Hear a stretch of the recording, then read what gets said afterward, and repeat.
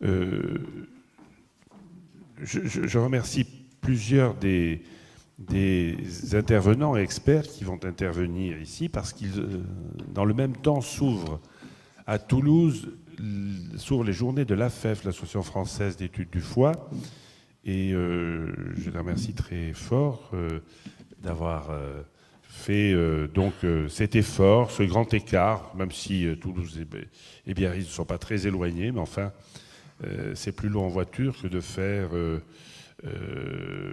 Biarritz, Paris. Bon. Donc, le professeur Daniel Dumeau est l'auteur a coordonné un rapport donc, qui aboutit sur des recommandations sur les soins aux hépatites C. Et comme les autres intervenants, il va donc avoir un propos liminaire qui pourra donc nourrir la discussion ensuite. Donc si vous voulez bien... oui, au pupitre peut-être pour passer les diapos, ou, enfin, c'est peut-être plus facile. Je pense que vous avez quelques diapositives. Ah, il n'y a pas de diapo. Donc, comme... Trop de diapositives, tue la diapositive.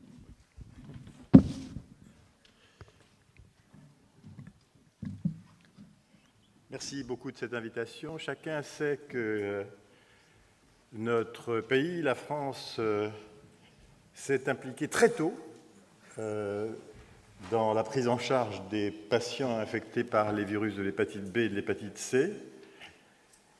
Et cette implication forte a été associée à quelques succès, puisque la France est sans doute le pays au monde où le taux de prise en charge thérapeutique est le plus élevé. Souhaitons que cette stratégie soit pérenne et tout doit être fait pour que nous puissions continuer avec efficacité de tels projets de lutte. Ça ne va pas être facile, mais nous sommes déterminés. Ces actions ont été en fait associées à la mise en place de plans nationaux dès la fin des années 1990. Le premier plan était spécifiquement dédié à l'hépatite C. Les deux plans suivants ont combiné B et C, et ce troisième plan s'est terminé en décembre 2012. Et c'est à ce moment-là que, comme vous le rappeliez, notre ministre de la Santé a souhaité que soit élaboré un rapport de recommandation sur la prise en charge des malades infectés par le virus B et le virus C. Et ce rapport a été réalisé dans l'année 2013 sous l'égide de l'AFEF et de l'ANRS. Et il a abordé l'ensemble des problèmes médicaux, médico-sociaux, thérapeutiques, recherche et autres relatifs aux hépatites B et C, et remis à notre ministre de façon officielle, en présence du secrétaire général de l'Association française pour l'étude du foie, en mai 2014.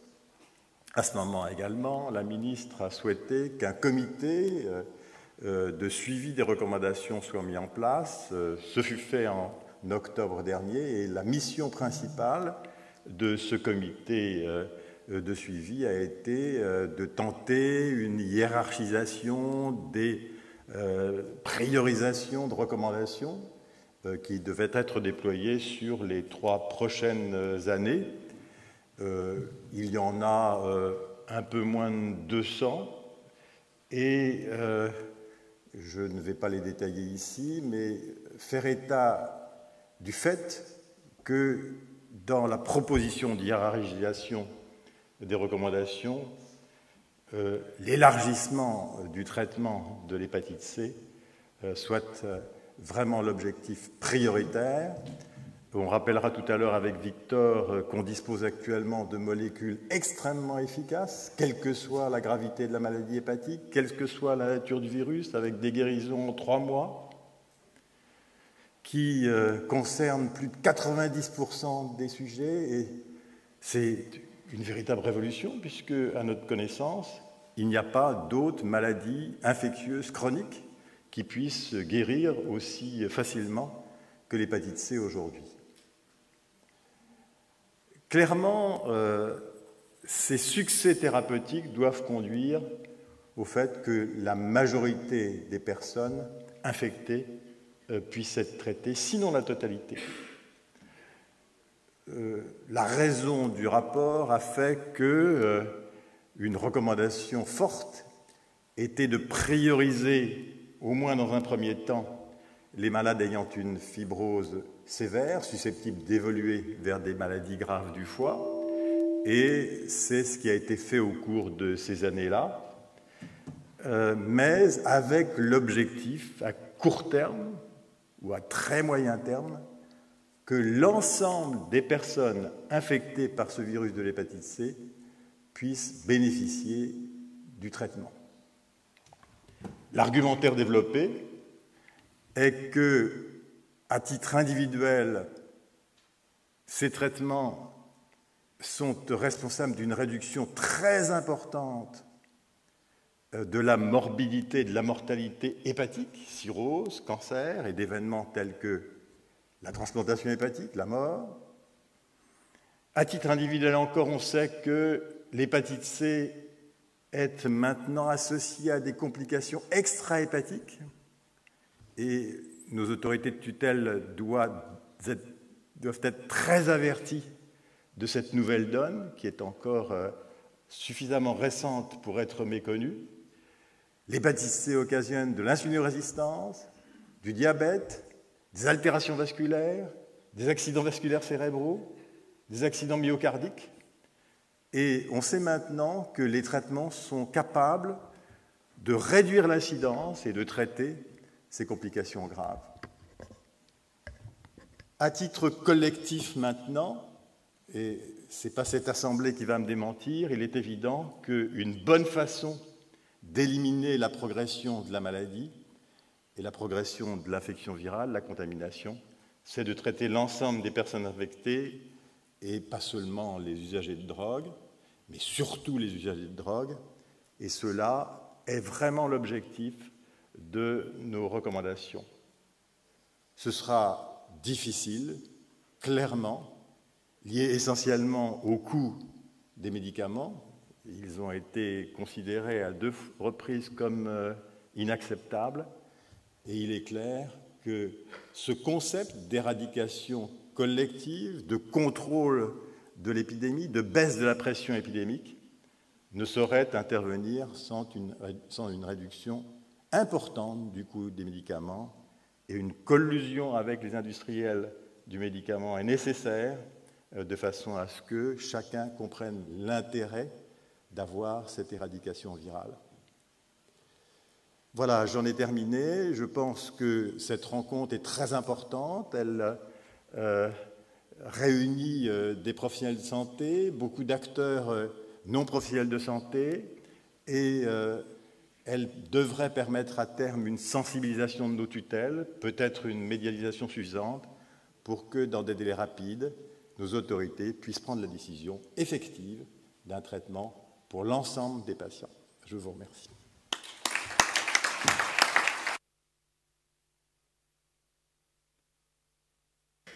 Merci pour ces informations et qui donc vont permettre d'alimenter le débat tout à l'heure. Donc c'est maintenant le professeur Victor Deledingan, qui est professeur d'hépatogastroentérologie à Bordeaux et qui est le secrétaire général de l'AFEF, qui va nous parler de l'histoire de la maladie et de ses nouveautés thérapeutiques. Merci beaucoup et merci beaucoup de m'avoir invité. C'est toujours un vrai plaisir d'être à THS et je suis vraiment désolé de partir ce soir, mais demain commence notre congrès à Toulouse et comme j'en suis le responsable, je suis malheureusement obligé de partir ce soir. Je veux bien mes diapositives. Voilà, c'est ça.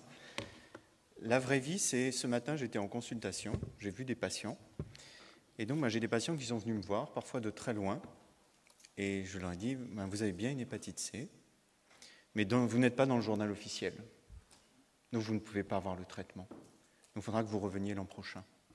Et ça, pour un médecin qui a prêté le serment d'Hippocrate, pour dire qu'il était là pour soigner tout le monde, quand il avait possibilité de soigner quelqu'un, c'est inacceptable. Et donc, je voudrais insister sur le fait que l'AFEF, dont je suis le représentant, se bat à côté d'autres, et notamment à côté du professeur Dumont et des associations de malades, pour faire avancer l'élargissement du traitement de l'hépatite C pour tous. Donc ça, c'était autrefois. C'est pas en 2015. Autrefois, on commençait par F0, c'est-à-dire pas de fibrose, un foie tout à fait normal. Et puis autrefois, le virus de l'hépatite C, il se développait dans le foie. Et puis on avait un peu de fibrose, on était F1. Puis on avait un peu plus de fibrose, on était F2.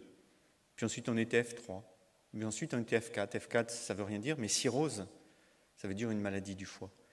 Et puis ensuite, on était là le CTP-B, c'est-à-dire une cirrhose du foie, grade B, donc un peu plus importante. Et puis ensuite, une cirrhose du foie, encore un peu plus grave, grade C. Et puis à la fin, on avait un cancer du foie. Donc ça, c'était autrefois. Et lorsqu'on voit cette image, on se dit, c'est pas possible, on a un médicament, et malheureusement, on ne peut pas arrêter l'histoire. Alors, est-ce qu'on peut rendre l'hépatite C une maladie rare en 2025 ? D'abord, on guérit l'hépatite C. À ma connaissance, c'est la seule maladie chronique, jamais jusqu'à présent, qui a un traitement qui permet de guérir. Il n'y a jamais au monde eu aucune autre maladie chronique qui puisse guérir grâce à un traitement. La polyarthrite rhumatoïde, c'est pour la vie. L'hypertension artérielle, c'est souvent pour la vie, etc., etc. Et là, on a une maladie qui peut guérir. Donc, les estimations du nombre de personnes qui souffrent de l'hépatite C en France sont de 100 à 150 000. Et en gros, en 2014, on a traité 14 000 patients. Et en 2015, on va traiter probablement un peu plus de 15 000 personnes en France. Donc ça, c'est bien. C'est-à-dire qu'en 10 ans, si on a une vraie politique d'éradication de l'hépatite C pourrait être une maladie sporadique. Ceci dit, je vais me mettre un bémol déjà avant de parler des prix. Je sais que Christian Trépeau va parler du prix. Mais c'est bien, encore faut-il qu'on connaisse tous les patients qui sont à traiter. Et selon les dernières estimations qui datent de juin 2015, environ 75 000 personnes en France ont une hépatite C et ne le savent pas. C'est-à-dire la moitié environ des malades à traiter. Alors où est-ce qu'ils sont ces 75 000 ? Alors ils sont sûrement chez les usagers de drogue, dans les prisons, chez les migrants, etc. Et on espère bien que les TROD, très bientôt, permettront de dépister ces gens-là. Et puis il y a la population générale, les gens comme vous et moi, qui ont une hépatite C parce qu'ils ont eu un geste médical, par exemple, dans les années 80, parce qu'ils sont allés chez le dentiste dans les années 80, et puis qui ont attrapé une hépatite C et qui ne le savent pas. Et ceux-là, ils sont beaucoup plus difficiles à dépister, parce qu'ils vont bien et qu'ils ne sont pas dans une population dite à risque. Et c'est là qu'interviennent certainement les médecins généralistes dans le dépistage de la population générale. Et pourquoi pas faire comme avait commencé à le recommander le rapport Dumont, un dépistage au moins une fois dans sa vie. Comme il y a un traitement, on vous dépiste, on vous traite, l'histoire est terminée, il n'y a plus cette angoisse d'avoir l'hépatite C pendant plusieurs années. Et c'est vraiment l'objectif qu'on doit atteindre dans les mois ou dans les années qui viennent. Pourquoi ? Parce qu'on a plein de médicaments. Lorsque je suis venu, je pense il y a 4 ans, il y a 2 ans, il commençait à y en avoir, mais il y a 4 ans, quand je suis venu, cette diapositive, elle n'existait pas. Il n'y avait pas de traitement de l'hépatite C. J'ai même enlevé ce qu'à l'époque on vous présentait, qui était le Télaprévir et le Boceprevir. Je les ai même enlevés tellement elles sont maintenant démodées, c'était simplement en 2011. Voilà maintenant les molécules disponibles. Et encore, je n'ai mis que les molécules qui ont un nom, parce qu'il y en a encore qui ont des noms de code.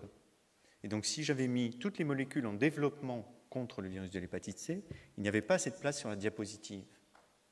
Tous ces médicaments, on ne peut malheureusement pas les utiliser. Donc vous voyez qu'il y a 3 classes médicamenteuses et on va combiner, par exemple, on va prendre un inhibiteur de protéase qu'on va associer à un inhibiteur de NS5A et on va donner le traitement pendant 12 semaines. Ou alors on va prendre un inhibiteur de NS5B en rouge qu'on va associer avec un inhibiteur de NS5A, etc., etc.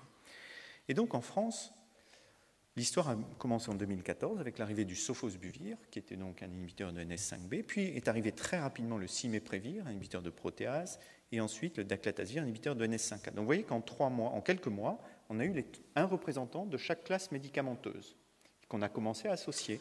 Et puis est sorti après l'association Sofosbuvir-Ledipasvir, qui était en un seul comprimé, on avait 2 médicaments.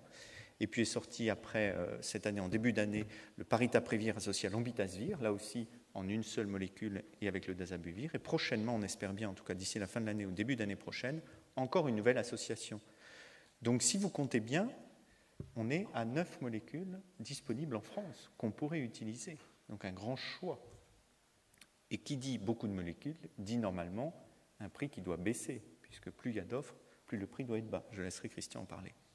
Alors actuellement, il y a un frein à la prescription qui est non seulement le journal officiel, mais aussi des RCP, donc des réunions de concertation pluridisciplinaire. Et donc, il y a environ une quarantaine de centres en France qui évaluent les dossiers des patients qui souffrent d'hépatite C et qui donnent leur avis pour savoir si le malade doit relever du traitement ou pas, selon les critères du journal officiel, puisque tout est dans le journal officiel.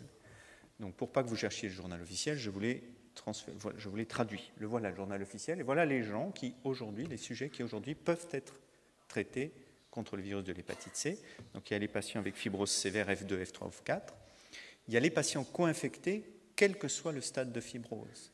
Et ça, c'est important, j'insiste. En France, en 2015, il ne doit plus y avoir de malades co-infectés, puisqu'on a le droit de les traiter tous. Si en 2016, vous voyez encore un sujet co-infecté, c'est qu'il y a un problème. Il doit bénéficier du traitement. Il a de la chance, lui, il a le droit. Donc, il faut vraiment qu'il soit traité. Et puis après, il y a des patients un peu particuliers qui ont des cryoglycémiques, enfin, qui ont des atteintes extra-hépatiques dues au virus de l'hépatite C, ou des patients qui ont des lymphomes, mais là, on est vraiment dans un nombre de malades très faible.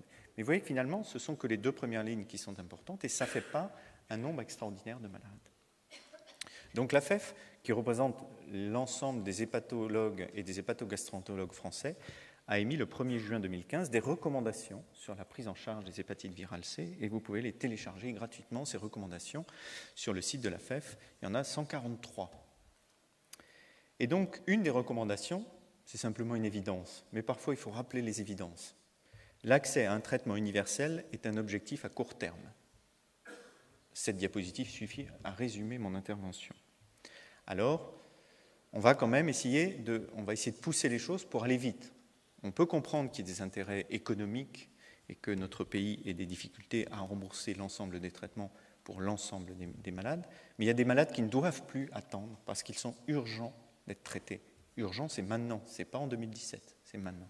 Donc il y a des patients infectés par un génotype 3, puisqu'on sait que ceux-là font des maladies plus graves, et le traitement marche un petit peu moins bien chez eux quand ils sont cirrhotiques. Donc il ne faut pas attendre, il faut les traiter dès qu'ils ont l'infection. Il y a les patients avec comorbidité, que ce soit la consommation excessive d'alcool ou syndrome métabolique, bien sûr les co-infectés, les malades transplantés en attente de transplantation, et puis les patients avec une fatigue invalidante. La fatigue, c'est subjectif. Les échelles de fatigue, il y en a beaucoup qui ont été étudiées, évaluées, il n'y en a aucune qui fasse preuve vraiment de l'intérêt de mesurer l'asthénie. Mais simplement un patient qui nous dit qu'il est fatigué tous les jours et que ça l'empêche de vivre, ça doit nous suffire pour lui donner le traitement. De quel droit on peut juger si son asthénie nécessite un traitement ou pas?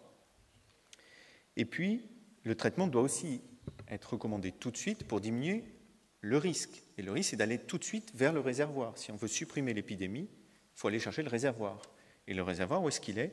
C'est les gens qui sont à un risque de transmettre l'hépatite C, donc les usagers de drogue, les hommes ayant des relations sexuelles avec les hommes, les femmes ayant un désir de grossesse, les professionnels de santé, les hémodialysés, les patients détenus et tous les patients vivant en institution. Ça, c'est les patients qui doivent être traités maintenant, mais ils ne sont pas dans le journal officiel. Alors après, une seule diapositive pour le traitement, c'est tellement simple qu'il n'y a plus besoin de parler du traitement. Le traitement, il va dépendre, il y a plusieurs molécules, donc les traitements qu'on va prendre, c'est selon le génotype, vous savez qu'il y a 6 génotypes, 1, 2, 3, 4, 5, 6, donc selon le génotype, on va prendre telle ou telle molécule. Le traitement ne sera pas non plus le même s'il y a ou pas une cirrhose. Et ensuite, globalement, le traitement est de 12 semaines, donc un peu moins de 3 mois, quelquefois 6 mois dans quelques cas particuliers, et dans quelques cas, on va rajouter la ribavirine, dans quelques cas. Mais avec ça, la guérison est dans plus de 95% des cas. Guérison. Ce n'est pas le virus s'endort, c'est guérison. Débarrassé pour toujours de la maladie. Donc voilà, je vous remercie. Et donc, soyez informés, suivez-nous. Rendez-vous sur le site de la FEF où on essaye de mettre à jour très régulièrement les informations, qu'il y a beaucoup de choses qui sortent. Et puis, suivez-nous sur Facebook et sur Twitter. Merci.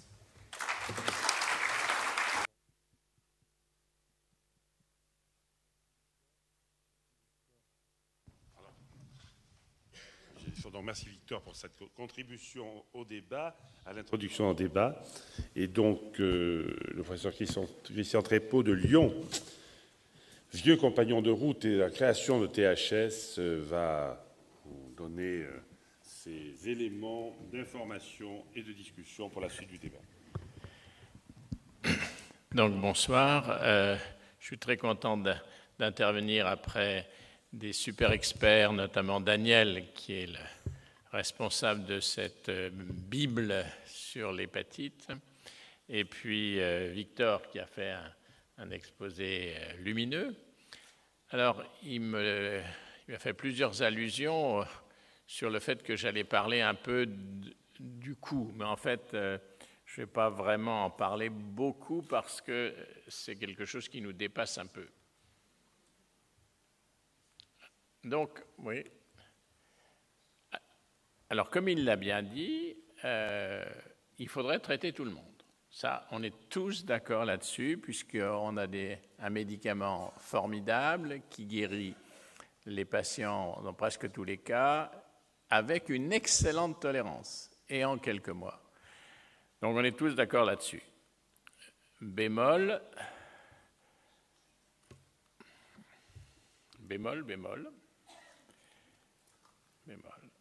Eh bien, c'est pas possible.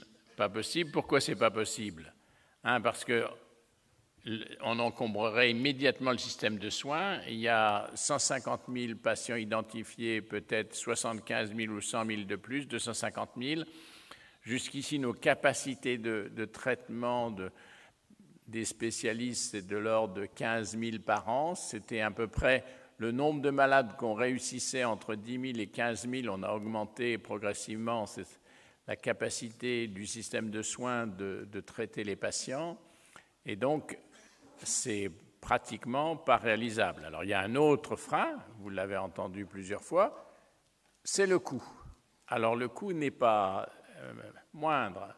Le coût, c'est comme ça, grosso modo, parce qu'à ce niveau de coût, il ne faut pas être dans les mesquineries.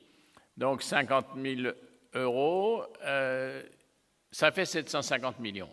Et effectivement, la France, notre système de soins, et à cet égard-là, on doit être reconnaissant au système de soins, parce que la France est, comme ça a été dit par Daniel Dumont, dans les pays les plus favorisés, nos voisins espagnols, portugais, allemands, à part peut-être les Allemands, ils ont traité moins de gens, mais les Anglais, bien sûr, très peu. Donc, la France a déjà dépensé en 2015 750 millions d'euros.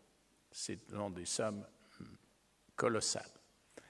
Donc, voilà, on ne peut pas envisager.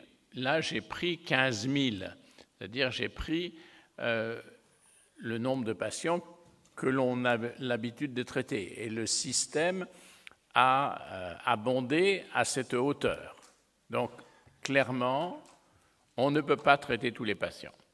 Alors, comment on fait devant ce dilemme? Bon. Eh bien, il faut faire une priorisation. Et déjà, c'est ce qui est fait. Donc, l'AFEF, dans sa grande sagesse, a proposé le stade de fibrose significatif à partir duquel les lésions s'accélèrent, de F2. Alors, moi, j'ai rajouté sur la colonne, et en disant aussi les F2+, les F2 forts, les F2 progresseurs, ce qu'on ne sait pas trop bien définir, parce qu'on sait lire F2, F3, mais entre les deux, ce n'est pas si simple. Mais moi, j'y ajoute les transfusés. Pourquoi? Alors, il devrait, effectivement, Victor vous a montré des listes d'indications qui ne sont pas au journal officiel. Alors, les transfusés, je pense qu'eux, ils doivent être secourus parce qu'ils n'ont pas eu de chance. Et surtout en France, parce que notre système de transfusion n'était pas, loin s'en faut, comme il l'aurait fallu. Donc, les transfusés devraient être priorisés et traités. Le HIV, c'est fait. Vous avez entendu parler des manifestations extra-hépatiques qui vont à la fatigue, mais si vous avez tous les matins en vous levant, vous êtes perclus de douleurs articulaires, c'est pas, effectivement, si vous avez un traitement, c'est pas acceptable. Et puis j'y rajoute quelque chose de plus discutable, c'est cette barre de 50 ans. Pourquoi? Parce qu'à partir de 50 ans, la maladie s'accélère et les complications vont survenir. Or, comme on peut les prévenir, donc voilà, on se trouve tout de suite avec 70 000 malades à traiter. Alors comment on fait? Et quand on continue de dire on traite tout le monde, ou il faudrait traiter tout le monde, qu'est-ce qu'on fait? De la langue de bois.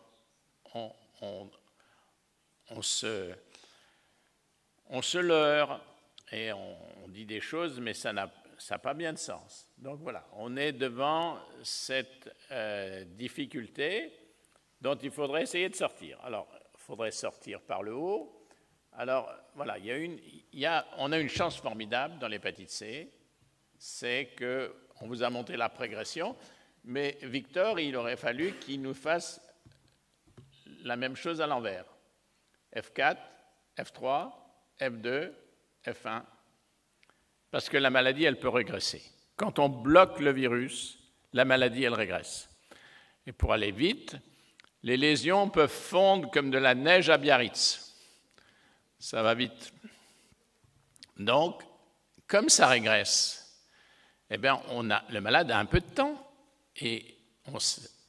Donc voilà, je vais vous montrer des exemples. Alors, ça, c'est pour vous dire que, je ne sais pas si on enchaîne tout de suite, enfin, c'est pour vous dire que voilà, la maladie, elle est grave. On voit le bleu, c'est toutes les complications. Quand vous traitez, hop, vous cassez cette progression. Et ce que je vais vous montrer ici, c'est la régression de la fibrose. Vous voyez que même jusqu'à la cirrhose, vous avez encore une capacité de régression de la moitié. Et juste avant, presque tout le monde va pouvoir régresser sa cirrhose. Et sur cette diapo-là, eh bien, vous voyez en vert, c'est que quand vous avez bloqué le virus, les lésions, je le répète, elles régressent.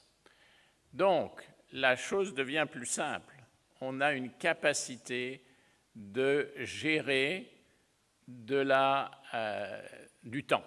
On peut, sans perte de chance, toute la philosophie est que, et c'est acceptable, et à mon avis, c'est la seule chose éthiquement acceptable, c'est de dire, de savoir qu'on peut attendre parce qu'on n'aura pas de perte de chance. Ça sous-entend qu'on soit suivi.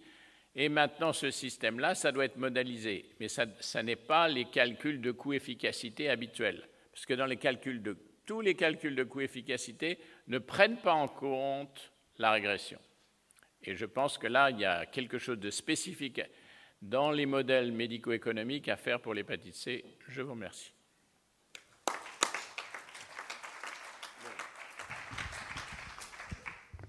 On voit qu'il va y avoir un débat. Donc, merci beaucoup, Christian, de ces précisions. C'est Pascal Bellin, donc président de SOS Hépatite, lui aussi vieux compagnon de route du THS.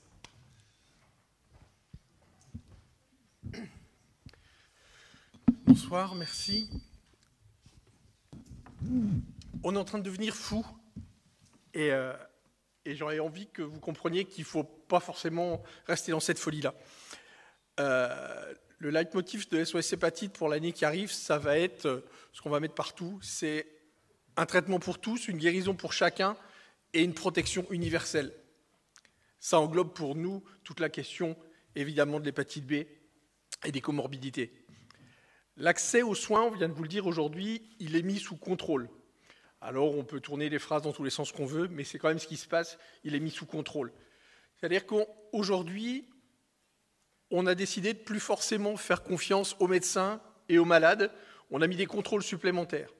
Or que jusqu'alors, effectivement, se posait la question de qui peut attendre, qui doit-on traiter en premier, bien sûr les formes les plus graves, et ça, c'était sous la responsabilité des médecins, des patients, et ça s'expliquait dans un colloque singulier.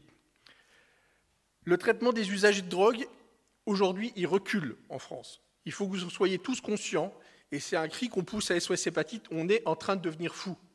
On s'est battu depuis 10 ans, et on est venu au THS régulièrement dire les usagers de drogue sont des patients comme les autres, peuvent être traités comme les autres, et on a prouvé qu'on avait des taux de guérison tout à fait acceptables, identiques aux autres patients transfusés, par exemple. Mais aujourd'hui, un usager de drogue, dans 70% des cas, il a une hépatite minime. Alors qu'est-ce qui se passe? La folie dans laquelle on est en train de se retrouver, c'est qu'on se retrouve avec une maladie qui n'est plus à mi-chemin entre la transfusion et la toxicomanie. L'hépatite C va devenir la maladie des usagers de drogue. Aujourd'hui, demain, ça va être une maladie de la stigmatisation, c'est lié à l'usager de drogue, d'accord? Mais pour autant, 70% de ces patients-là vont être en hépatite minime et ne seront donc pas prioritaires dans l'accès au traitement. Et je suis sûr que dans les esprits de monsieur tout-le-monde, la confusion se fera entre pas de traitement et usage de drogue. Et c'est ça qu'on ne veut pas aujourd'hui.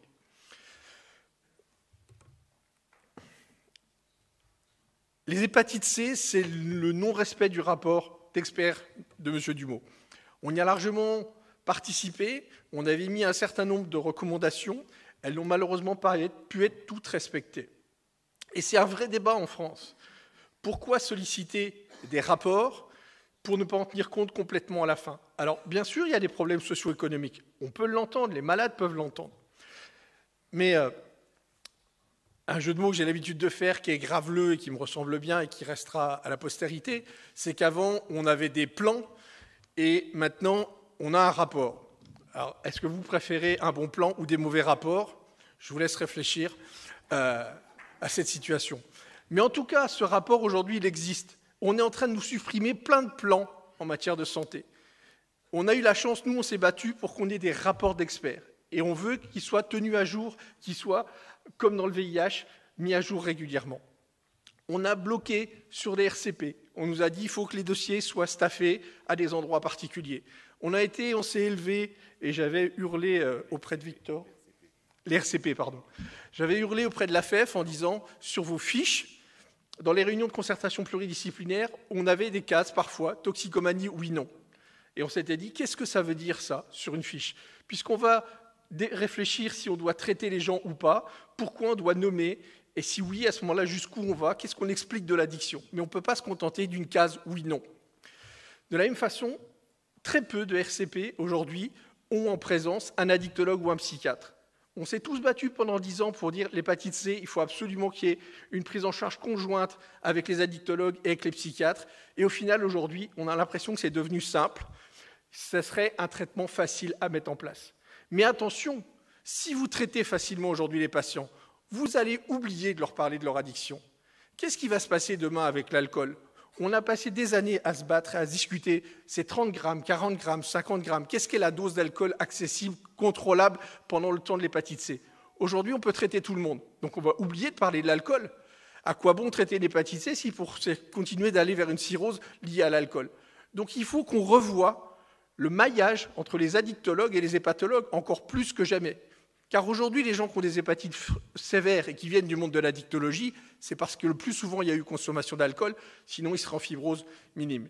Donc en traitant les patients sévères, on va traiter les patients probablement les plus difficiles et pour lesquels il faut un maillage sanitaire important. Les patients les plus simples seraient peut-être à revoir avec les médecins de ville. Alors on a parlé des F2 sévères, je ne vais pas revenir là-dessus. Juste dire que depuis quelques semaines, la France avait le leadership de la prise en charge de l'hépatite C. On était les meilleurs en termes de dépistage, en accès au traitement, etc. Aujourd'hui, l'Allemagne et le Portugal, et j'ai appris tout à l'heure, j'ai rajouté très rapidement, la Géorgie depuis quelques jours, font mieux que nous dans l'accès aux soins et ont décidé d'ouvrir l'accès au traitement à des patients avec des scores de fibrose moindres. Alors, ils n'ont pas la même épidémie, on est bien d'accord. Mais en tout cas, ils sont en train de passer devant nous, et politiquement, ça veut dire quelque chose, et on est en train de perdre ce leadership européen. Comment on va traiter l'hépatite C? Alors, est-ce qu'on organise des soins ou est-ce qu'on organise une pénurie? C'est un vrai débat qu'on a aujourd'hui. C'est-à-dire, est-ce que vous voulez organiser la pénurie? 15 000 traitements par an, ça veut dire au minimum, on en a pour 10 ans, voire pour 15 ans. Et on est dans une double problématique. On a d'un côté les gens qui doivent avoir un traitement parce qu'ils méritent, comme chez L'Oréal, et parce qu'ils ont une forme sévère. Et puis de l'autre côté, on pourrait dire on va traiter là où l'épidémie est galopante. Et à ce moment-là, ce seraient les usagers de drogue, parce que c'est là que l'épidémie est galopante, donc c'est à eux d'être traités prioritairement. Et on est dans une confrontation des deux extrêmes. La vérité, elle est bien sûr entre les deux. Et c'est ce que nous, associations, on réclame, c'est qu'on ne doit pas faire de stigmatisation entre les comportements et les modes de contamination. Donc pour nous, les usagers de drogue doivent être traités prioritairement. La recontamination, on en a parlé, on en reparlera. On se cache derrière aujourd'hui cet alibi et on voit bien que c'est en train de revenir. Oui, mais ils vont se recontaminer. Toutes les études ont montré que la recontamination était anecdotique. Elle est à moins de 3% quand on fait bien notre boulot de réduction des risques après un traitement. Donc là encore, du maillage, ne soyons pas fous, ne traitons pas sans expliquer aux patients comment ne pas se recontaminer. C'est fondamental.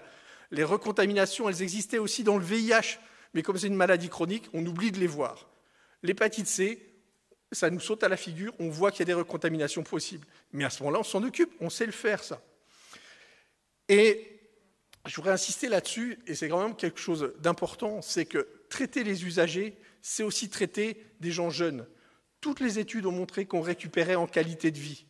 Et je pense qu'aujourd'hui, on a montré à plusieurs reprises que traiter les toxicomanes actifs, c'était une façon de les réinsérer socialement, de les ramener au travail, de les ramener à une socialisation importante. Et ça, il ne faudra pas l'oublier, parce que demain, c'est encore une action qu'on doit faire, et c'est probablement quelque chose qui politiquement est important dans la justification du traitement. J'avais mis une diapo aussi pour vous dire, n'oubliez pas l'hépatite B, quand est-ce qu'on se met à vacciner. Il y a 2 ans, j'étais venu auprès de vous pour dire, dans l'Hexapa, il y a encore un bon nombre d'endroits où on a du mal à faire les vaccins de l'hépatite B. C'est une épidémie qui galope encore chez les usagers de drogue. Donc il ne faut pas laisser tomber ce côté-là.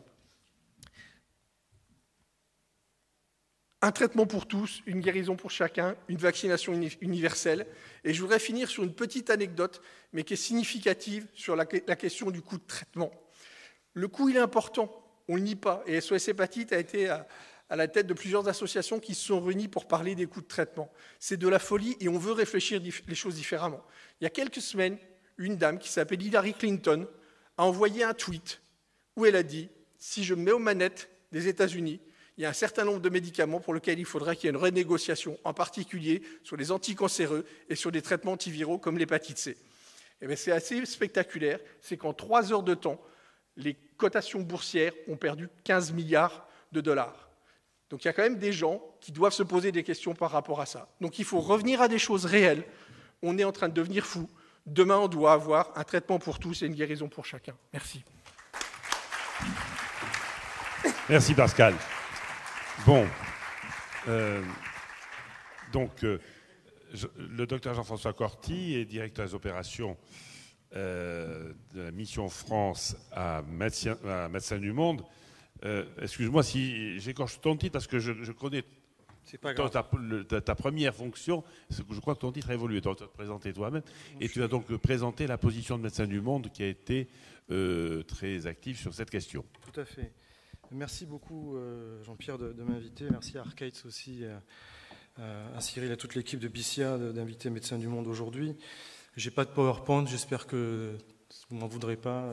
Je préfère discuter comme ça plus directement et pas être trop long pour expliquer au fond la position des associations que Pascal a déjà bien défendue puisque nous avons travaillé ensemble à un plaidoyer commun autour justement des alertes sur les risques que faisait encourir le prix élevé des traitements des antiviroactions directes pour des patients qui, pour la plupart, ne pourraient pas y accéder, et puis le risque que ce prix pouvait entraîner sur la déstabilisation d'un système de santé qui est de moins en moins solidaire. Donc je voudrais, au travers de l'exemple du traitement contre l'hépatite C, faire au fond une entrée sur une problématique autour de la lutte contre les inégalités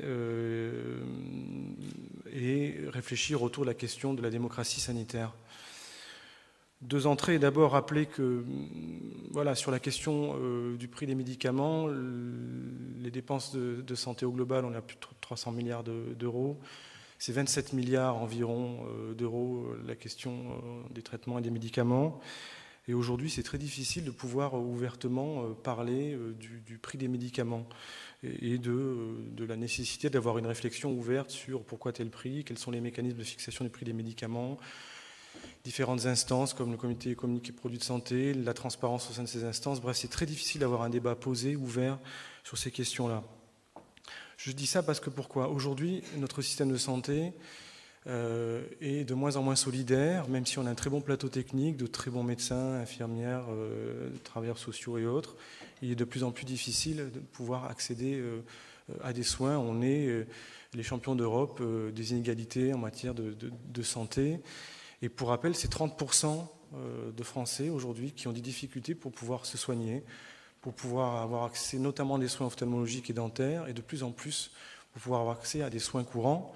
Et le reste à charge, ce que les gens doivent payer, est de plus en plus important, avec de fait un déficit en matière d'accès aux droits et aux soins, et donc une moins bonne santé globale. Dans ces conditions, avec le déficit de la sécurité sociale, on est amené, et de manière légitime, à discuter des économies qui pourraient être faites, en plus de la nécessité de parler de la qualité du travail, en remettant en question les pratiques des médecins généralistes ou autres sur leur modalité de prescription. Alors, on prescrive trop d'examens complémentaires, voilà.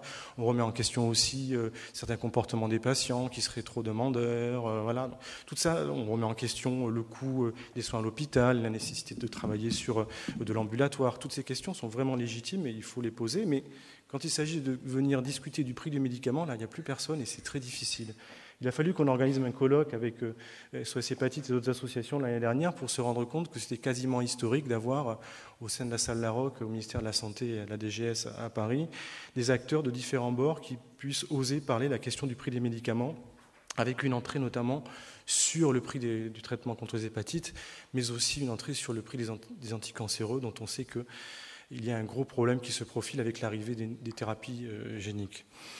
Donc voilà, redire que d'abord, il y a une question de démocratie sanitaire qui se pose, on doit pouvoir discuter de cette question du prix des médicaments.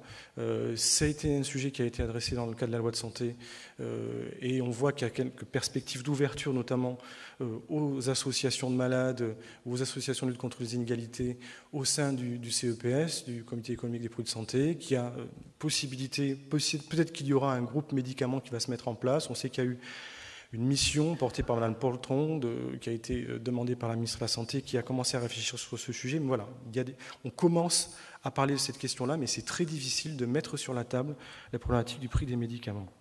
Alors l'autre sujet qui nous concerne à Médecins du Monde et aux associations de lutte contre l'inégalité, en plus de la défense d'un système de santé solidaire qui l'est de moins en moins et qui, de notre point de vue, est un des meilleurs moyens de lutter contre les inégalités, c'est bien évidemment de se soucier des plus précaires dans leur capacité, leur possibilité d'avoir accès aux soins et aux droits. Et c'est vrai qu'on l'a vu, les usagers de drogue sont particulièrement exposés, en plus des migrants, souvent qui viennent de zones de forte endémie d'hépatite, donc qui sont exposés à ces maladies et qui sont aussi potentiellement des personnes qui vont être mises à la marge de la prise en charge parce que, pour plein de raisons, on l'a évoqué, et sur lesquelles ça fait débat, le prix trop important, et puis la montée en charge des patients serait en France limitée à quelques 15 000 personnes par an. Donc ces éléments sont tout à fait contestables, et ce sur quoi je voulais rebondir en matière de prix des médicaments et de mobilisation des associations, c'est que, on l'a bien vu, il y a une controverse entre le rapport HAS, le rapport Dumont, sur la restriction proposée par les autorités des indications de mise sous traitement, que c'est de fait aujourd'hui en France assumé de devoir rationner un accès à des traitements qui existent au prétexte du coût de ces médicaments et au prétexte d'une montée en charge des patients qui serait impossible. Ça nous renvoie au fond à une réflexion assez basique que vivaient un petit peu les pays émergents comme le Brésil, je pense à l'Inde, qui dans les années 80-90 avait aussi des difficultés à pouvoir soigner leurs patients atteints de VIH. On est aujourd'hui dans une situation où il n'y a plus de pays riches, plus de pays pauvres, lorsqu'on parle de prix de médicaments qui s'élèvent en moyenne autour de 41 000 euros. Si on parle de sofosbuvir, il n'y a plus de pays riches et de pays pauvres face à la nécessité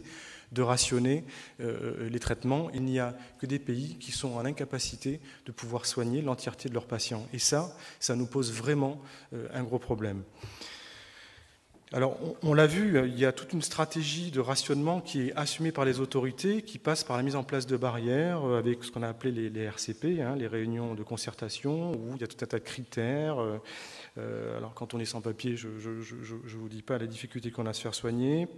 On voit bien qu'il y a toute une stratégie mise en place pour limiter l'accès au traitement, et sans tenir compte aussi de facteurs et d'autres déterminants que sont l'arbitraire. On sait, on a des retours de certains patients qui nous disent, ben oui, certains de nos confrères, parce qu'ils ont une pression de la part de leur administration hospitalière, ne vont pas forcément donner un traitement à tel ou tel patient parce qu'on sait que potentiellement il sera à risque de recontamination, parce qu'il est sans papier, parce que qu'il n'a pas encore son aide médicale d'État et que donc dans ces conditions, on ne va pas le soigner. Et pourquoi on ne va pas le soigner? Parce que le prix du médicament est excessif. Alors, avec plusieurs associations, on est monté au créneau depuis plusieurs années, avec l'association de Pascal et avec le TRT5, l'association Aide, tout un tas d'associations engagées sur le sujet.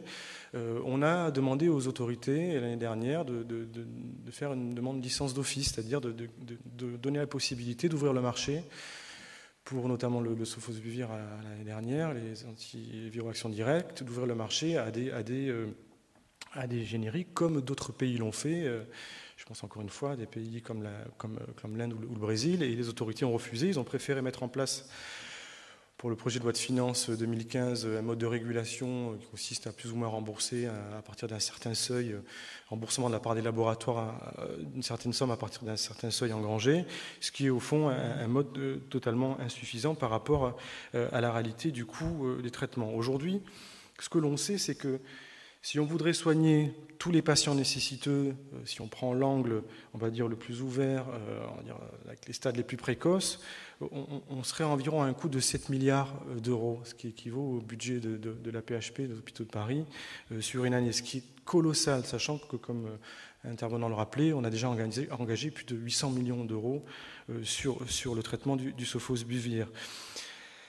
On a aujourd'hui un coût de sofosbuvir à 41 000 euros et l'on sait que des études sérieuses montrent que ce coût est en fait, on pourrait le ramener à hauteur de 101 euros. Voilà, et qu'on pourrait avoir un traitement de 3 mois à environ 100 euros. On sait que le laboratoire Gilead a racheté une société qui s'appelle Pharmacet, une start-up pour 11 milliards, qu'elle a fait monter les prix pour pouvoir obtenir ce médicament, qu'elle s'est largement remboursée depuis, et que ce médicament, le sofosbuvir, peut être contesté sur son brevet, et c'est ce que nous avons fait.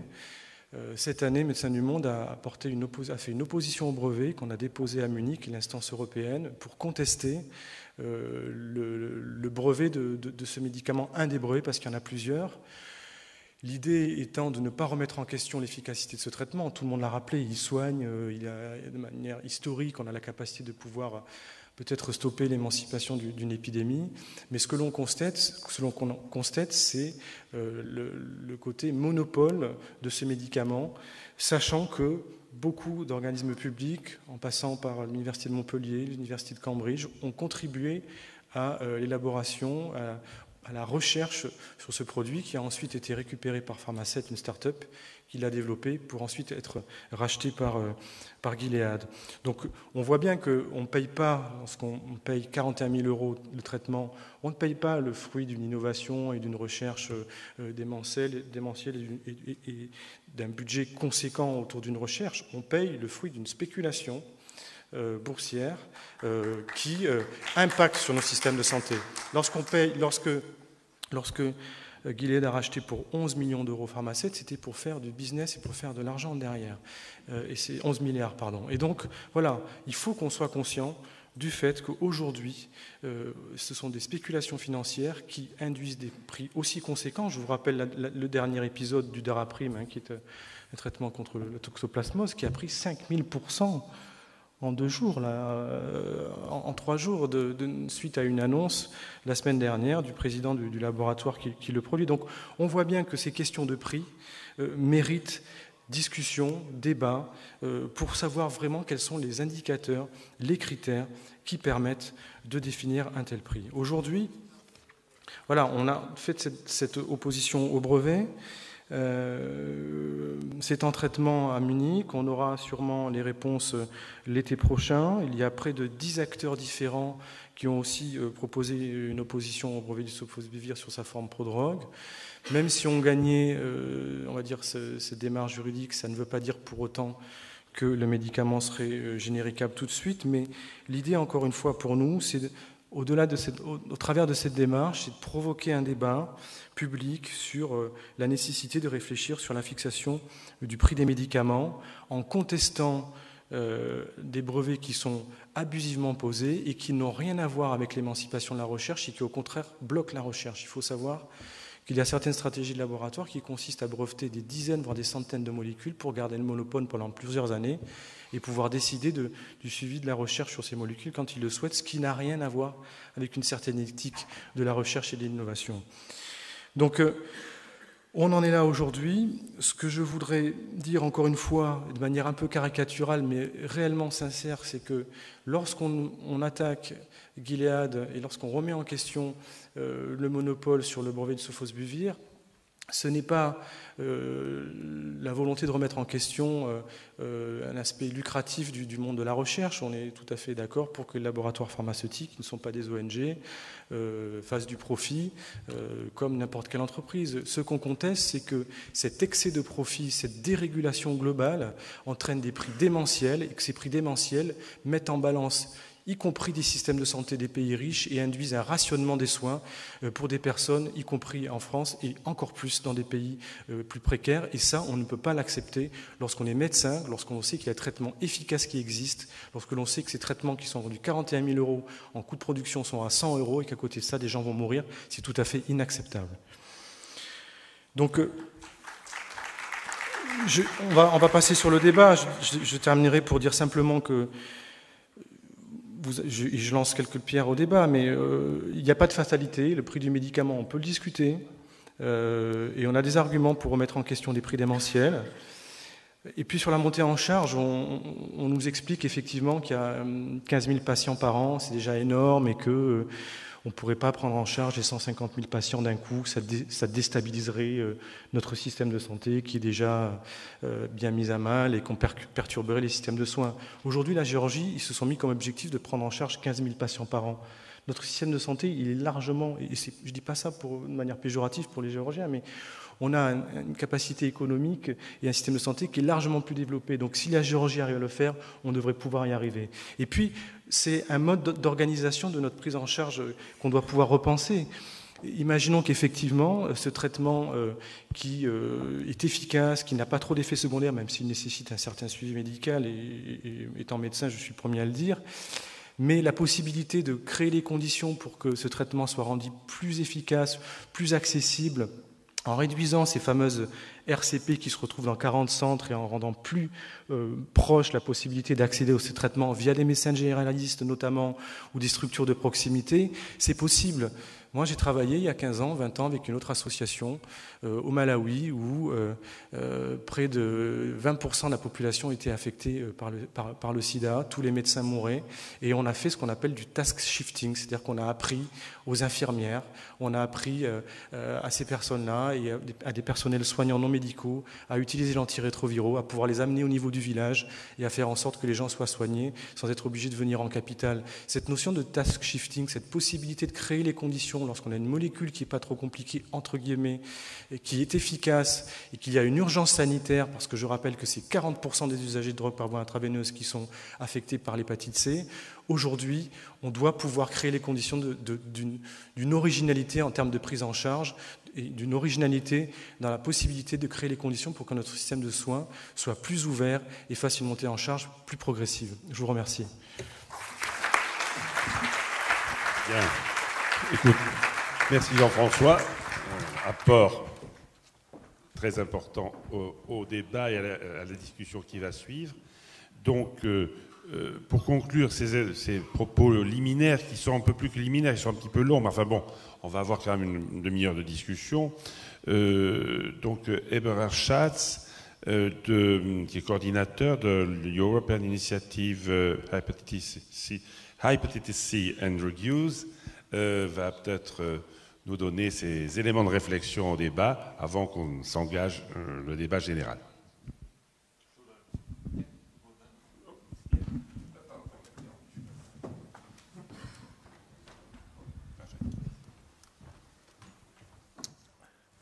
Bonsoir. Excusez-moi, because I cannot speak in French on this matter.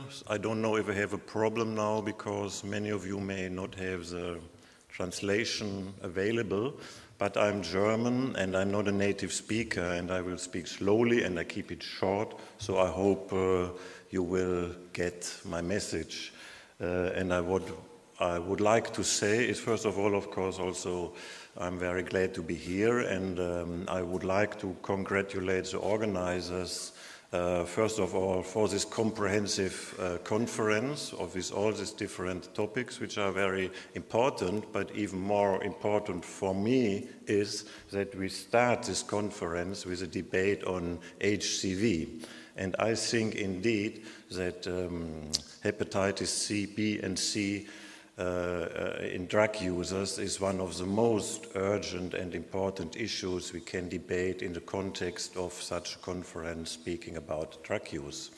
I myself, I don't have a medical background. I'm coordinator of the Correlation Network. It's an European network, Social Inclusion and Health, with about 180 organizations and individuals as members all over Europe. We work since more than 10 years all over Europe in different settings. And 2 years ago we started the Hepatitis C and Drug Use Initiative in Europe once again, because what we saw in the landscape in Europe is that there are a lot of activism, there's a lot of conferences, awareness on HIV, but there was almost nothing on hepatitis C and drug use. You have a lot of hepatitis conferences again and things going around. You have the EASL conference with more than 10,000 hepatologists every year.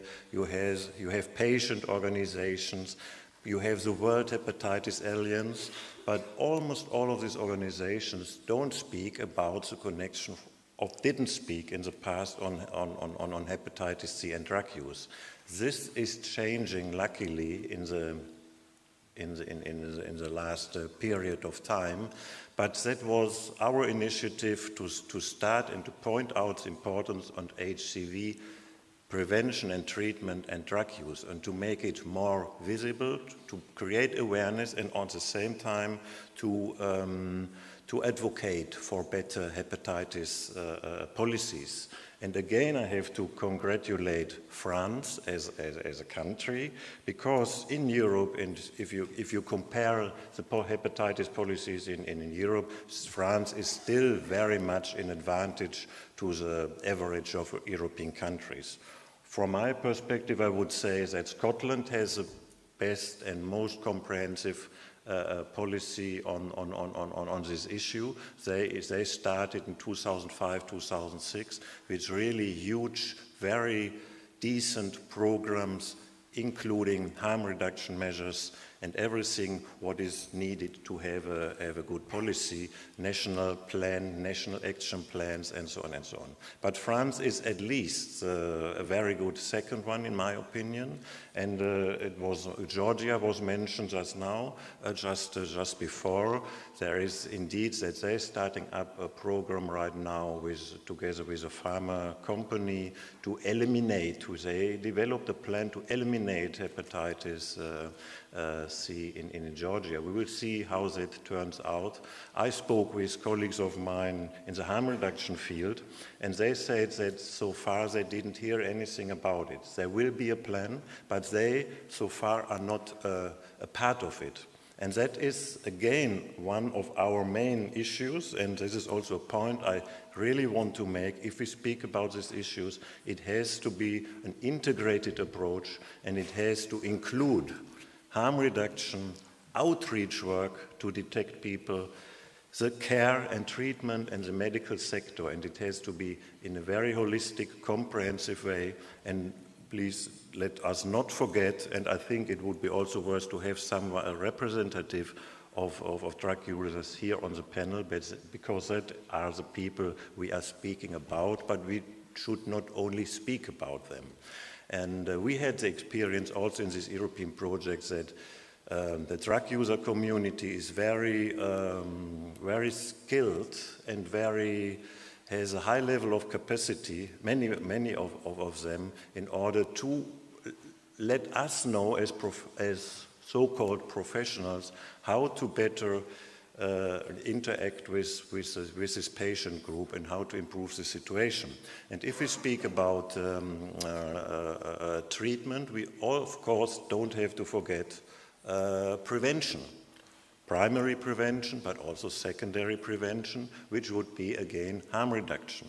So to distribute clean syringes, to open up drug consumption rooms, all these kind of measures also, of course, help to decrease the disease or to prevent it, what is actually even better.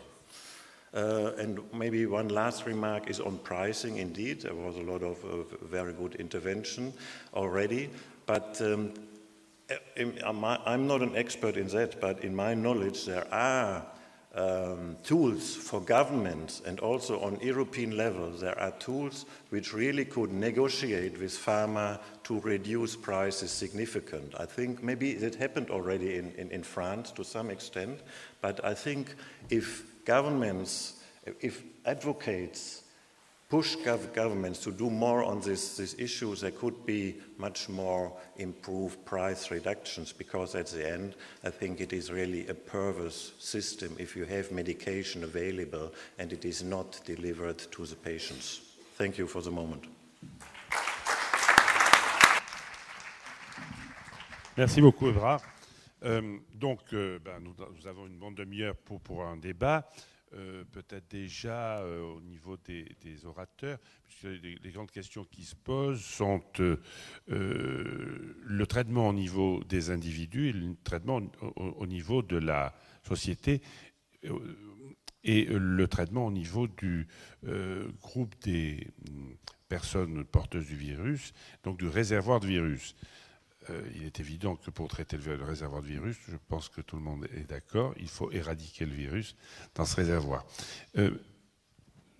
Les réalités étant ce qu'elles sont, et on espère tous qu'elles vont changer, je voudrais peut-être vous interroger, savoir s'il y a consensus sur un point important que Christian Trépeau a évoqué, alors concernant les individus, sur cette notion de perte de chance ou de conservation de chance jusqu'à un certain niveau de fibrose. Est-ce que vous voulez réagir là-dessus? Est-ce que professeur Dumont? Je crois qu'il faut garder le cap et être tous solidaires de ce cap. C'est comme ça qu'on va réussir. Dans le rapport, parce qu'on a été raisonnable, on a priorisé. Voilà. Mais il est indiqué à un moment, ça a été écrit en 2013, qu'à partir de 2016, il fallait traiter l'ensemble des personnes infectées. Voilà. Donc ça, c'est écrit dans le rapport. Et tu indiques que finalement, il faut suivre les recommandations du rapport. Voilà. Il est très sensible à ça. Donc on va essayer de suivre les recommandations du rapport et proposer un traitement de l'ensemble des patients en 2016.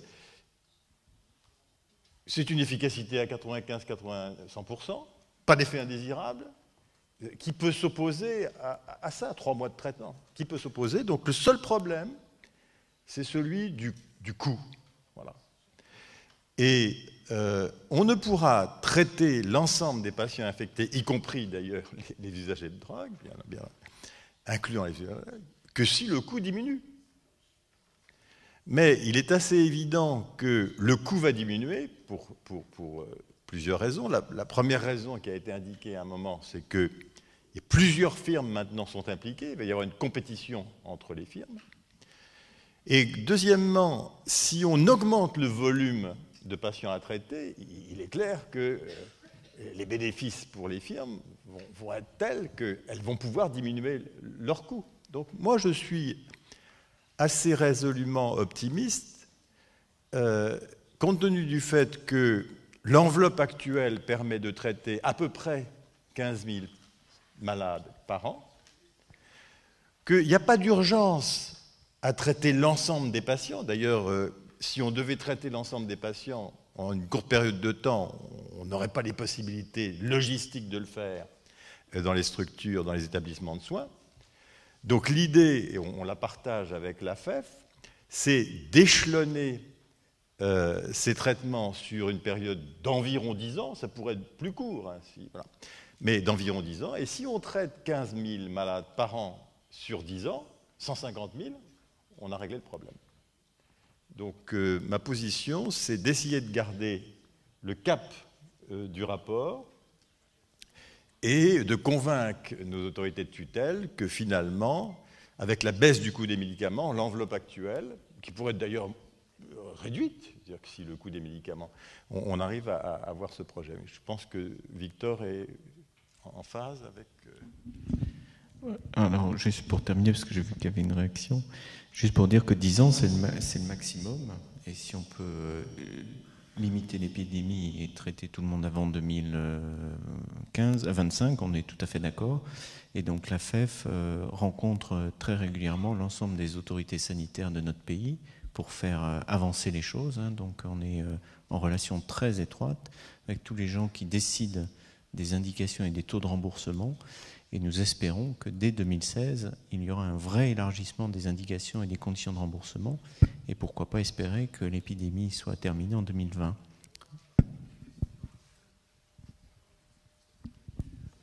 Je crois qu'on est tous d'accord. On est tous d'accord. On a envie de traiter tout le monde. Les médicaments sont trop chers, il faut les faire baisser. Et il faut traiter le plus vite possible, mais avec quand même un minimum de réalisme. Dire que la France peut traiter 150 000 malades d'un seul coup, alors qu'à 15 000, on était déjà bien occupé, ça, c'est pas raisonnable. Franchement, c'est pas raisonnable. Il faut quand même, on est d'accord, il faut garder un peu de... On est bien d'accord, mais pour accélérer, le prix des médicaments, c'est comme Google. C'est bien gentil de dire des tas de choses comme ça dans le vide. Quel est le gouvernement qui est capable de s'opposer à Google ou aux autres géants de l'informatique? Aucun. Bon, la bagarre sur les médicaments, elle aura lieu. Hillary Clinton a fait un mouvement, met ça sur son tweet. Vous pouvez ouvrir le journal. Il y a actuellement, à la prochaine réunion de cancérologie, il y a effectivement Liverpool, etc., qui sont en train de... Il y a une guerre qui se fait sur le prix des médicaments. Il faut effectivement qu'il y ait une pression qui augmente. Ça ne va pas se faire sans bras de fer, c'est sûr. Mais en attendant, puisque ça nous dépasse un petit peu, il faut quand même être conscient de ça. Ce n'est pas ce soir, même si on votait à main levée, que ça changerait beaucoup de choses. Je crois qu'un éclairage, c'est de prendre en compte, et je crois que si on se met dans la peau d'impatience qu'on veut entendre, c'est si je peux attendre sans avoir de perte de chance, eh bien je suis d'accord. Et ça demande de la pédagogie, mais et en plus c'est vrai, et ça peut se vérifier parce qu'on a en plus les outils pour voir qu'il n'y a pas de progression. On a des outils non invasifs pour montrer que la fibrose ne progresse pas. Donc, je crois que ça nous aide à accélérer le mouvement et on a besoin d'un peu de modélisation parce que... Mais ça n'aide pas les malades. Ils ont une tête, les malades, et quand ils sont malades, ils sont malades. Et bien sûr qu'ils ont une tête et ils sont malades, mais ça n'empêche que... C'est là-dessus la perte de chance, c'est sur leur intellect, c'est sur leur psychologie, c'est pas sur leur foi. On va passer la parole à la salle après cette intervention, donc pas de problème pour intervenir. Le but, ce n'est pas la peine de s'agiter, le but, c'est de faire quelque chose de collectivement pratique et utile. Moi, je veux réagir parce que je trouve que c'est choquant de dire que c'est pas raisonnable d'imaginer plus de 15 000 patients pris en charge par an et qu'en revanche, ce serait raisonnable de payer un traitement à 41 000 € lorsqu'on sait qu'il coûte 100 € en coût de production. Je trouve qu'on n'est pas sur les mêmes échelles éthiques ou les mêmes échelles de raison, clairement, monsieur. Et je trouve que c'est hallucinant, quoi. Je trouve que c'est vraiment hallucinant. On est dans une période où il faut entendre aussi le professeur Vernant, qui est cancérologue, qui dit avec l'arrivée des thérapies ciblées dans le cancer, on va être exposé, et c'est déjà ce que l'on vit aujourd'hui avec l'hépatite, à des prix de médicaments démentiels pour des cohortes très importantes.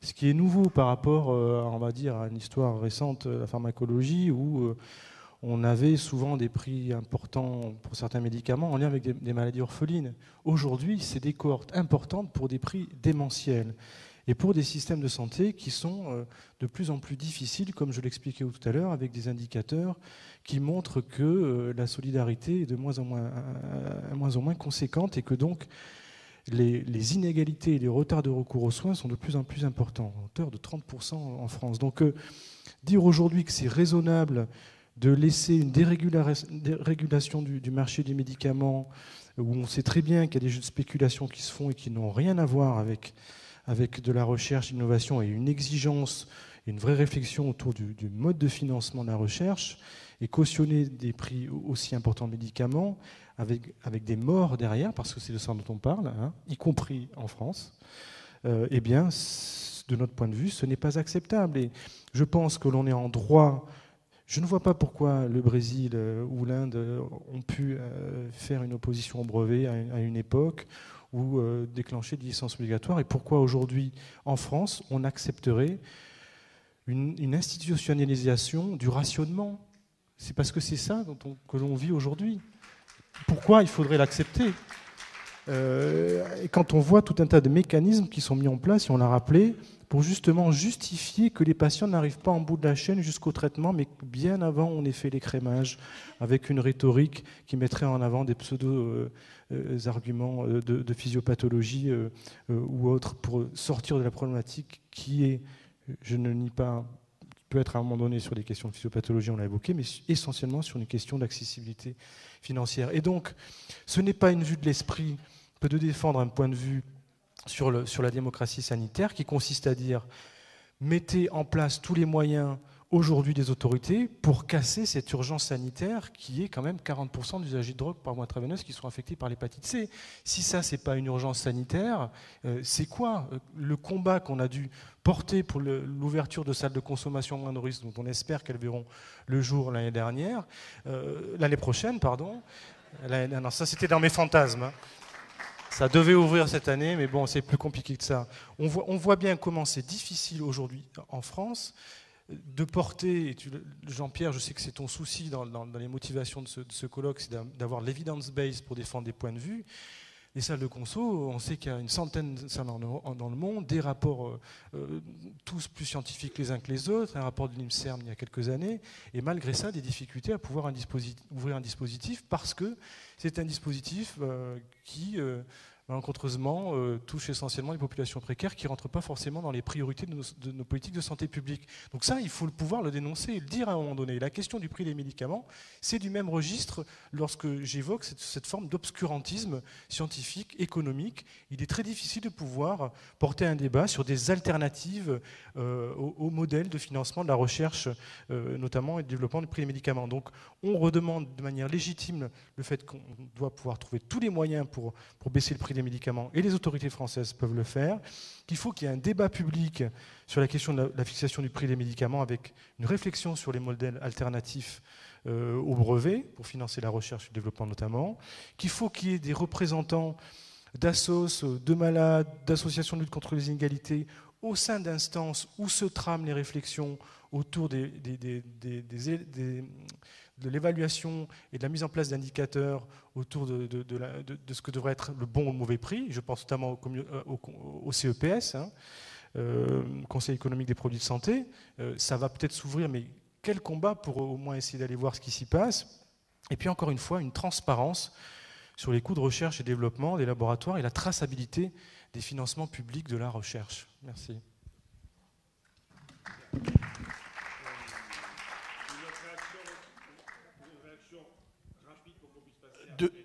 Deux mots. La concurrence pourrait faire baisser les coûts, et en France, on est bien placé si vous regardez les voitures non polluantes dont on nous a parlé il y a 2 jours, où on nous a bien dit il y a quelques années qu'il y avait concurrence aussi sur le prix des téléphones portables, et il y avait eu collusion avant d'intérêt entre laboratoires. entre firmes. Donc moi aujourd'hui, je dis dans le doute, j'espère que ça va faire baisser le prix, mais j'en suis pas sûr. Deuxièmement, on nous fait payer le prix de la guérison. Aujourd'hui, dans le VIH, imaginez-vous si on vous disait, bah écoutez, vous attendez parce qu'on en a 15 000 qui sont en cours de traitement, dès qu'il y aura quelqu'un de mort, on va pouvoir vous soigner. C'est ça qu'on fait. On nous fait payer le prix de la guérison. Et on réfléchit en termes de fil actif, combien on peut gérer de patients. Si on était dans une maladie chronique, on n'oserait jamais faire ça et on se poserait la question d'armer le système sanitaire pour avoir des bras pour gérer les patients.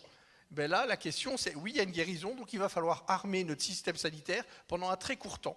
Alors, est-ce qu'on peut se permettre, politiquement, de former des hépatologues ou des médecins pour gérer une épidémie pendant 10 ans et qu'est-ce qu'on en fera après? C'est ça la question de fond.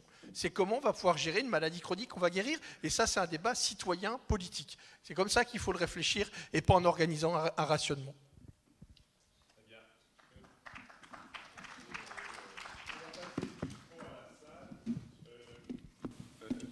Je m'aperçois qu'on aurait dû aussi inviter un juriste du droit des marques, du droit des brevets, pour parler des aspects juridiques dans les états de droit qui permettent donc de valider ou d'invalider ou d'attaquer certains dispositifs qui paraissent abusifs. Il y a des contrats que l'on appelle léonins en droit qui sont abusifs. Donc là, parce que je crois que tout le monde est d'accord pour dire que ces traitements, pour parler rapidement, miraculeux sont là.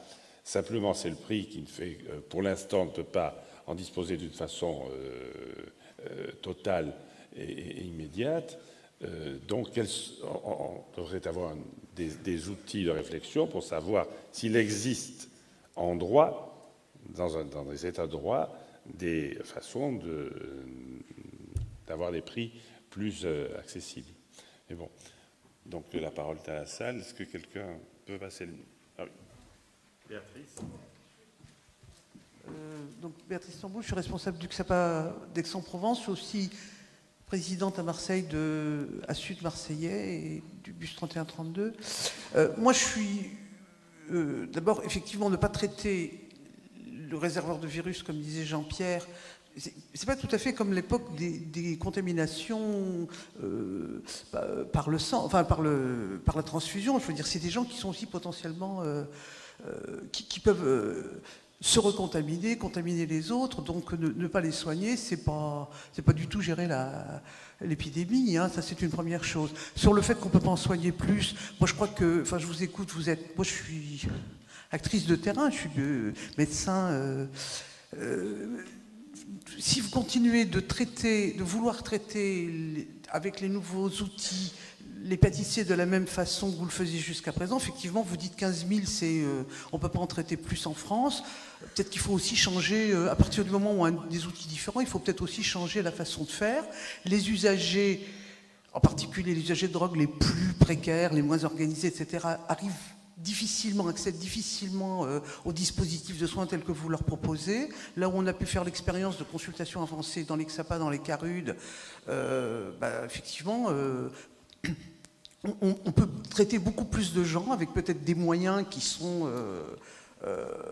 moindres, moindres, pas en qualité, hein, seuil d'exigence plus bas. Donc moi je pense qu'on peut traiter beaucoup plus de gens. Il faut vraiment mobiliser aujourd'hui les acteurs pour déplacer une partie des soins que vous prodiguez dans vos structures, dans les endroits où se trouvent les personnes à risque ou contaminées. Hein. Bon, les TROD, on parle des TROD, ça fait des années qu'on en parle, on les voit jamais venir, et pendant ce temps-là... Je veux dire, comment ça se fait qu'on n'a pas de fibroscan? Moi j'ai un fibroscan, donc je ne vais pas me plaindre, mais comment ça se fait qu'il y a aussi peu de fibroscan dans les XAPA, dans les CARUD? Où sont les personnes qu'on pourrait dépister, ou au moins orienter de façon beaucoup plus simple? Donc moi je pense qu'effectivement, aujourd'hui, on pourrait soigner beaucoup plus de gens s'il y avait une mobilisation à la fois du côté des acteurs de la dictologie, comme on dit, et des alliances beaucoup plus proches entre les hépatologues et en déplaçant les soins. Donc, effectivement, moi, je crois que cette idée de l'égalité des soins, bon, telle que vous l'avez défendue, bien entendu, on ne peut qu'y adhérer, mais beaucoup plus encore l'idée que les personnes dont le risque vital n'est pas immédiatement, où il n'y a pas de risque vital immédiat, ces gens-là, ils peuvent attendre. Ben, je vois pas pourquoi, parce que on est très loin des perspectives d'éradication de l'épidémie. On est dans une sorte de gestion qui est intéressante pour personne, ni pour les usagers, auxquels il faut penser quand même en premier, et ils le disent, ni même pour l'avenir de l'épidémie, parce que ces gens-là, quand vous dites qu'ils peuvent attendre, on parle d'usagers actifs. Donc pendant le temps où ils attendent, effectivement, la maladie continue d'évoluer. Donc moi je pense qu'il faut complètement repenser à moyen constant, même déjà actuellement, la capacité d'aller vers, alors effectivement, peut-être de créer de nouvelles alliances entre les gens qui travaillent auprès des usagers et les hépatologues, parce qu'on peut déjà, à mon avis, quand on a des propositions de soins et de guérison, on peut déjà proposer des soins à beaucoup plus de gens que ce qu'on le fait actuellement. Parce que là, partie comme ça, on va soigner que la partie émergée de l'iceberg, et c'est pas du tout satisfaisant. Une autre question?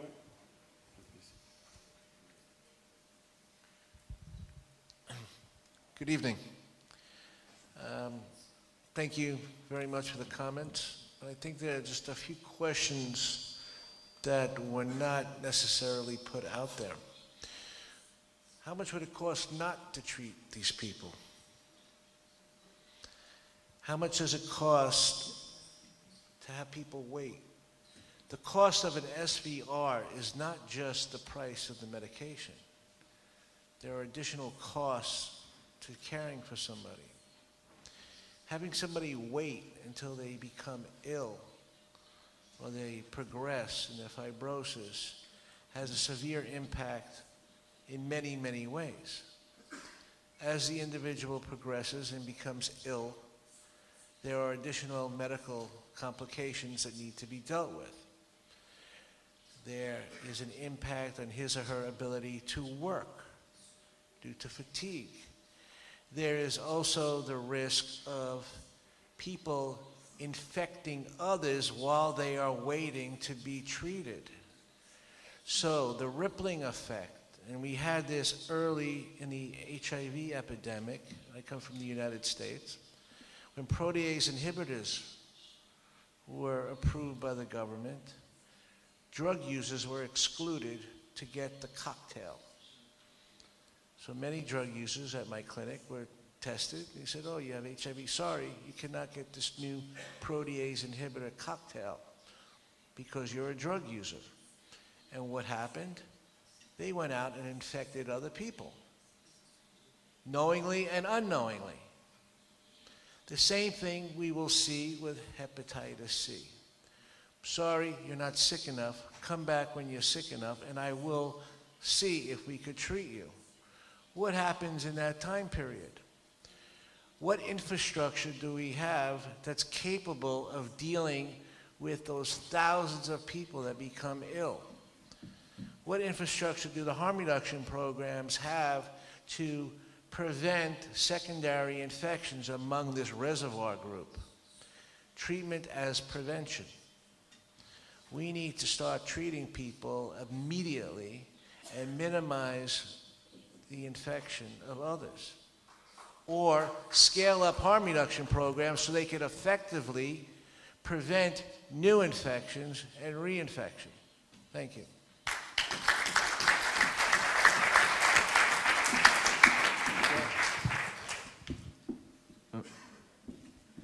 Vous avez raison. Je vais juste, je sais pas si ça marche. Oui. Je vais juste répondre sur effectivement les arrêts de travail et toutes les conséquences de quelqu'un qui n'est pas traité. Lorsque j'ai été auditionné en tant que secrétaire de la FEF par le CEPS, il y avait des représentants de la CNAM. Et donc j'évoquais le traitement justement des patients pas en fonction de leur fibrose. La CNAM, c'est l'assurance maladie pour eux. Ouais, c'est la Caisse nationale d'assurance maladie, c'est la caisse qui décide du remboursement des médicaments. Et je leur ai dit, dans le but de traiter tout le monde, leur dire, mais vous savez combien ça coûte en arrêt de travail, par exemple? Le nombre de patients qui ont une hépatite C qui ne travaillent pas parce qu'ils ont une hépatite C. Vous devez savoir les chiffres. À la CNAM, vous savez tout ça. Ils m'ont dit non. On ne sait pas combien ça coûte.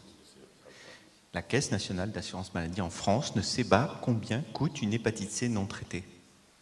C'est extraordinaire. Et dans ces conditions, c'est effectivement impossible pour elle de justifier du traitement, puisqu'elle ne sait pas combien ça lui coûte par ailleurs. Donc il n'y a pas de balance. C'est toujours dans un seul sens.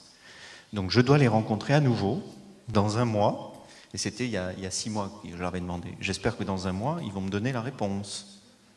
Je n'ai pas beaucoup d'espoir. Bonjour. Alors moi j'ai une réflexion, parce que ça fait un petit moment que j'écoute cette table ronde. Il y a beaucoup de choses qui se sont dites, c'est très intéressant. Mais à l'arrivée, on a l'impression que les Français, c'est les grands méchants loups. On ne s'occupe pas des patients, on s'occupe plus des labos, on leur file plein de fric. Enfin bref. Je suis très content. Je ne suis pas économiste, je ne suis pas juriste, je suis totalement incompétent pour parler du prix du médicament. Je pense qu'il y a d'autres personnes qui sont bien plus compétentes que moi. Je voulais juste faire une petite réflexion. J'ai beaucoup entendu parler de la Géorgie. Alors, a priori, les Géorgiens font mieux que nous. J'en suis très heureux pour les Géorgiens. Par contre, il faudrait peut-être le signaler à mes patients qui sont géorgiens. Je suis médecin incarcéré, parce que mes patients géorgiens refusent de retourner en Géorgie, parce que vous savez comment on soigne les personnes droguées en Géorgie? On les met en prison. Un patient qui arrive en Géorgie avec une ordonnance d'éphéral-gancodéine, dixit le ministère des Affaires étrangères français, est mis directement en prison, même si c'est un traitement contre une maladie douloureuse, etc. Voilà, on soigne les Géorgiens drogués en les mettant en prison. Alors peut-être qu'on soigne les hépatites C géorgiens mieux qu'en France, mais par contre les drogués, eux, on les fout en tôle. Voilà, donc c'est juste une petite réflexion, c'est simplement pour dire qu'on fait peut-être quand même pas si mal que ça en France, quoi. Parce que bon, à force de taper sur les Français... Alors après, je suis d'accord, je suis médecin, donc je suis pour le fait que tout le monde doit être soigné. Ça, je suis à 200% d'accord, je ne vois même pas comment on pourrait ne pas être d'accord. Voilà. Mais bon, c'était juste une simple réflexion pour dire qu'on fait peut-être pas si mal que ça quand même en France. Une autre question? Réaction? Oui, moi j'aime bien cette réaction spontanée parce qu'effectivement, on est tous d'accord, and I can tell you, of course, tomorrow I will treat all IVDUs, tomorrow. And I have worked all my life in this direction. So this is what it's a little bit ironical. But we have to be practical. This is, if we want to be useful, we have to be practical. That's what I'm trying to say. And instead of fighting each other, there are things on which we all agree. But you cannot deny that it's not as bad as HIV in many instances. In many instances, because we have to be practical. And in terms of the cost of drugs, I'm 100% convinced that we have, and I said, iron fist, on a un bras de fer, I said, it will not happen spontaneously. Faire baisser le coût des médicaments, on est tous d'accord là-dessus. Seulement, on n'est pas les personnes qui sont... On peut militer, on va militer, mais ce n'est pas évident. Non, Christian, être pratique, c'est faire prendre la décision à nos autorités de tutelle, l'année prochaine, d'ouvrir le traitement à l'ensemble des patients. Ça, c'est pratique. Voilà. Et il faut qu'on soit tous liés avec ce même objectif-là. Je ne suis pas sûr qu'on aura des traitements au prix que vous le souhaitez. C'est-à-dire que la pilule, actuellement, elle vaut un iPhone, voilà, chaque fois. C'est totalement inacceptable. Inacceptable. On n'a aucune idée du prix des médicaments. Parce que le prix initial, celui que vous connaissez, n'a rien à voir avec le prix final qui est obtenu du fait de négociations secrètes entre les autorités de tutelle et la firme. Voilà. Alors, nous, on a une petite idée de la réduction, de l'abattement, mais finalement, on est sans doute très loin de la marge. Donc, Nous, notre travail, c'est de convaincre les autorités de tutelle que pour des raisons d'intérêt individuel, complications extra-hépatiques, complications hépatiques, pour des raisons collectives, réduction de la pression épidémique, il faut traiter l'ensemble des patients et c'est à nos autorités de tutelle de négocier les prix avec l'industrie pharmaceutique pour arriver à cet objectif-là. Voilà. Et encore une fois, ces réunions me semblent très très importantes parce que sans doute elles sont médiatisées.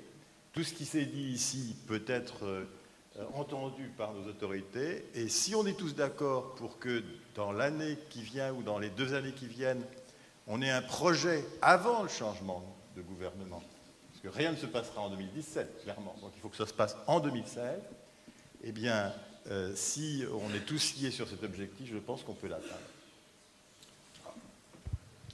C'est un bon mot de la fin, enfin, donc... Je vais te donner le mot de la fin. Juste dire, effectivement, il y a tout le problème social, et je crois que ça c'est fondamental. Aujourd'hui, si on veut réfléchir en épidémie, il va falloir continuer de travailler pour avoir les TROD qu'on nous a quand même promis pour dans 6 mois, il y a 4 ans. Moi, je suis venu présenter les TROD au THS ici il y a 4 ans. On nous a dit dans 6 mois, vous les avez. On les attend encore. Et donc, si on veut continuer à faire le dépistage pour aller à la recherche des gens qui sont atteints, je vous rappelle qu'aujourd'hui, les gens qui vont être dépistés, ils ont 3 chances sur 4 de ne pas être traités. Donc, on est dans la double peine. Je vais me dépister et derrière, je vais avoir des problèmes d'assurabilité dans les banques. Donc tout ça aussi, il y a un coût social. Il y a des portes qui se ferment sur mon avenir quand j'apprends que j'ai une hépatite C. Psychologiquement, comment je vais avoir une sexualité en sachant que c'est des contaminations exceptionnelles, mais je suis un être exceptionnel, donc il n'y a pas de souci. Et donc tout ça, je veux dire, c'est des choses que les psychiatres, les sociologues nous avaient appris à connaître et qu'il ne faut pas qu'on oublie. Parce que ce n'est pas parce qu'on peut guérir qu'il va être facile de vivre avec. Si je peux me permettre une seconde, Jean-Pierre, parce qu'effectivement, je pense que l'intervention de monsieur était significative et déterminante sur la prévention et l'impact que ça peut avoir à la fois sur le fait de limiter l'émancipation d'une épidémie et sur les coûts. Il faut juste imaginer qu'il y a des labos qui n'ont pas eu peur de nous expliquer que 41 000 € le traitement, ça se justifiait parce que justement ce traitement allait éviter les coûts démentiels que pourraient engendrer les greffes hépatiques et le fait que justement si on ne traitait pas ces gens, cela aurait un coût pour la Sécu, pour notre système de santé, et que donc dans ces conditions, cela justifiait un prix démentiel d'un médicament. Et je me rappelle de Jean-Paul Vernant, qui disait, mais c'est comme si dans l'industrie automobile, on disait, mais là, l'airbag d'une voiture, on va vous le faire payer un prix démentiel parce que ça vous permettra d'éviter d'avoir un accident, et parce que si vous avez un accident, les coûts d'hospitalisation seraient démentiels pour la Sécu. Donc aujourd'hui, on assiste à une forme de cynisme, y compris de certains laboratoires pharmaceutiques, qui nous renvoient à une forme de culpabilité en disant si vous n'acceptez pas ces prix démentiels, c'est que vous êtes prêt à assumer un gouffre encore plus marqué de vos systèmes de santé. Voilà, et je pense que cela mérite discussion et mérite contestation. Bien, mais c'est aussi une forme de mot de la fin. Donc, je voulais remercier au nom de toute l'assistance et de l'organisation les orateurs qui ont fait l'effort dans une période d'agenda surchargée de venir jusqu'ici, l'auditoire qui est resté jusque tard. Je voudrais profiter, j'ai vu tout à l'heure monsieur le maire de Biarritz, Michel Venac, dans l'assistance, je ne sais pas s'il est toujours là. S'il est toujours là, je lui renouvelle toute la gratitude du Congrès pour l'accueil de la ville de Biarritz et les efforts qu'ils ont faits.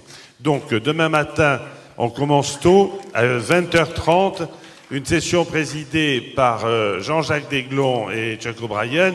Et avec Jean-Jacques Desglons, il s'agit... Ah, pas 20h30, à 8h30. À 8h30, et donc, c'est la précision suisse... Ça ne sera pas 8h45. Foi de Jean-Jacques. Donc, bonne soirée et à demain sur les pistes.